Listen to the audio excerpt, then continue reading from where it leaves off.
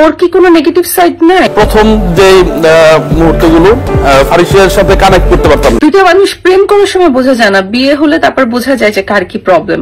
ঢাকাই চলচ্চিত্রে আলোচিত নায়িকা মাহিয়া মাহি ও তার স্বামী রাকিব সরকারের সম্পর্ক ঠিক যেন সিনেমা থেকেও সিনেমাটিক। যে আগের মাহি ছিল টাইগার মাহি, এখন হচ্ছে বিড়াল মাহি হয়ে গেছে।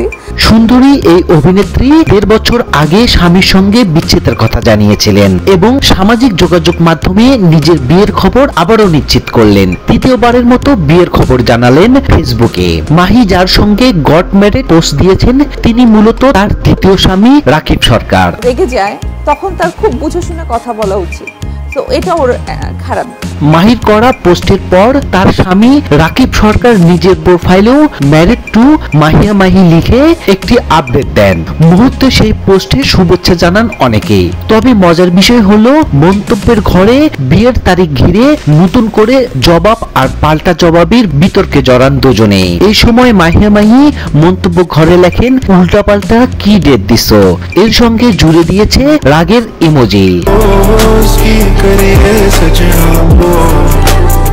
স্বামী রাকিবের করা পোস্ট অনুযায়ী তাদের বিয়ে হয় ২০২১ সালে ১২ সেপ্টেম্বর। অথচ সেই সময় গণমাধ্যমকে জানানো হয় তাদের বিয়ে হয়েছিল ২০২১ সালে ১৩ সেপ্টেম্বর। দুজনের কথা মতে বিয়ের দিন তারিখ নিয়ে রয়েছে একদিনের ফারাক। তবে নেটিজেনদের ধারণা বিচ্ছেদের গুঞ্জনকে উড়িয়ে দিতেই দুজনে আবারও সম্পর্কের স্থায়িত্ব প্রকাশ করতেই খুনসুটিতে মজেছে।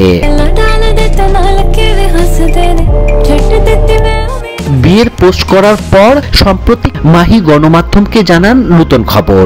অভিনেত্রীর ভাষায় তাদের আসলে ডিভোর্স হয়নি। এক সাক্ষাৎকারে তিনি বলেন, আমি রাগের মাথায় ডিভোর্সের কথা বলেছিলাম, আসলে আমাদের ডিভোর্স হয়নি, নিয়মিত যোগাযোগ হচ্ছে। বর্তমানে মাহি যুক্তরাষ্ট্রে অবস্থান করছেন, তবে রাকিব সরকারের অবস্থান সম্পর্কে কেউ নিশ্চিত নন। এমন অবস্থায় হঠাৎ দুজনের একসঙ্গে তোলা একটি ছবি সামাজিক মাধ্যমে ছড়িয়ে পড়ে। একসঙ্গে প্রেমবন্দী হওয়ায় সেই ফটোটি নিয়ে নানান প্রশ্নের উদয় হলে মাহি বলেন, ছবিটি আমরা ভারতে তুলেছিলাম, তখন প্রকাশ করা হয়নি।